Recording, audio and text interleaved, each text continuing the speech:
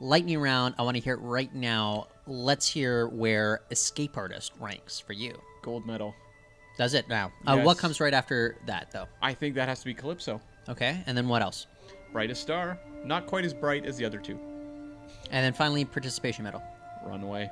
Okay. Yeah. So why does the Escape Artist jump out to you as maybe the strongest short trek that we've had over the past, I guess, 3 months, 4 months? This short trek was written by Mike McMahon, who's overseeing Lower Decks, the animated show coming up. And you can see that this guy knows and loves his Star Trek canon and knows how to take a character, Harry Mudd, who I'm not a huge fan of his original series appearances, but knows how to really take the life of that character and just splay it out over 15 minutes that are just fun, energetic, inventive, and totally honoring the history of Star Trek canon in a big, fun way. Yeah, I mean, for me, I was totally sold within like the first 60 seconds of this episode when they're having a debate about whether killing a duke constitutes regicide. Yeah, does it? I don't know, maybe if you're murdering accuracy, Cam. Like they were playing around with kind of the familiar tropes that we're so used to when it comes to Star Trek, and they were being subversive. And I think if you look back to the first 2 episodes of Star Trek Discovery, 2 episodes that definitely had the name Brian Fuller attached to the teleplay. Right. It was being subversive with the Star Trek tropes that we're so familiar with. And I love going back to that here with regards to the Escape Artist. Cam, even with regards to the opening credits, we immediately got like kind of like this 70s inspired disco tune with like this great font. I wonder what inspired that. Well, you tell me, like, what jumped out to you as kind of maybe the more contemporary inspiration for this? Guardians of the Galaxy. Okay, and do you think this is kind of a This is the actual Guardians of the Galaxy 3. Based on everything that's happened in the last 8 months or so? Yeah. Okay, got you there. Well, there's, I guess, James Gunn and Juan Rainn Wilson have worked together before. That's right, yeah. Makes sense. Yeah. So do you think that this kind of lives up to maybe a nice balance between maybe the Guardians tone that is kind of towed between that sci-fi world and what we're so used to in the Star Trek universe? I think so, because you look at the original series where Harry Mudd comes from. That show is very much a space western, and you can see a lot of those space western vibes continuing into Guardians of the Galaxy through Chris Pratt's character. It's just played up in a more fun, poppy way, and that makes total sense for me if you're going to bring a Harry Mudd into this century, into this decade. And I think that's a really cool way to make this character pop on screen and to help alter kind of a little bit of who he is for this new show. Because you can't transport the same character. Like, the tones of the original series and Discovery are very different.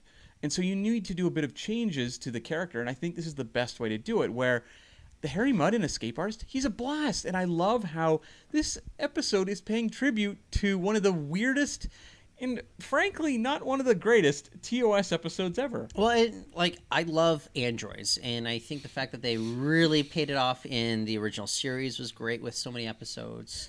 You're a big fan of Bicentennial Men. My favorite Robin Williams movie of all time, yes. But look, there are so many android storylines that we saw in the original series, and I remember when we were reviewing Star Trek Discovery Season 1, I kept saying to you, like, I need more androids here. Like, it'll really capture kind of that spirit. To be fair, you say that all the time anyway. You and I went and saw If Beale Street Could Talk.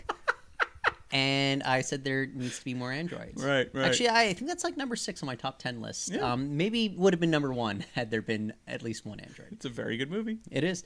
Not to denigrate the legacy of If Beale Street Could Talk. Maybe I should be walking back that statement. But I think that this was really capturing kind of the spirit of the original series in a way that we haven't quite touched upon, maybe here or there throughout Star Trek Discovery Season 1, and I really love if this would be kind of the litmus test to a certain degree for what we can expect going forward. What do you think about the future prospects of Season 2 Discovery if we're looking at this kind of explosive, hilarious, very reverent episode of short treks? I don't expect Star Trek Discovery Season 2 to be like this at all. But what I'm hoping is that they recognize what their sense of humor is. And I think that's something they struggled with in Season 1, as pretty common with Star Trek, to struggle through your first season trying to figure out the vibe of your show and your cast. But I feel like they nailed down at a certain point what the humor of Star Trek Discovery is. And this Short Treks really nails it in spades. And so I'm hoping they can just infuse it a little bit into their stories, and those organic character moments where, look, I don't expect the Spock story to be like this, but I'm hoping that maybe there's an aside, of Tilly and Stamets together or something, or a guest star coming in that's fun and a little bit, a little wacky. So I think this means that, look, I'm even more anticipating Star Trek Lower Decks than I was before, which is great. What do you think about the prospects of a potential Harry Mudd spinoff, kind of based on the tone that was struck in this particular short trek? I think it's tough to sustain that for a long episode, so I think the hour-long drama idea is terrible. I don't think it would work at all. It might work as like a sitcom, like a 22-minute type story.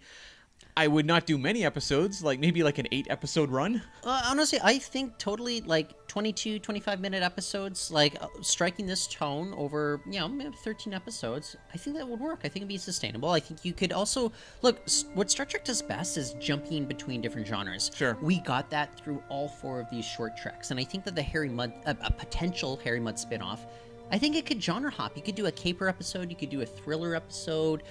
This is kind of more of an all-out comedy episode, despite some of those elements that maybe kind of is imbued between all those different genres. I think there's a lot of potential here because it's a very dynamic character. Yeah. And it's in a very dynamic universe. And I think that maybe Discovery, more often than not, it was played for more of a serious universe. I think that this proved that you can have a lot of fun within this particular tone and universe in which USS Discovery exists. Well, and Harry Mudd's a very unconventional character, so that really does give you the license to have unconventional stories that don't follow the template of what we would see where you've got a ship full of scientists, for example. Like this really does open the door to those little hidden pockets of the universe of Star Trek that, you don't necessarily visit. Right. And I think that would be really fun. Okay, so let's sign Tyler and Cam up for Mudd's Star Trek.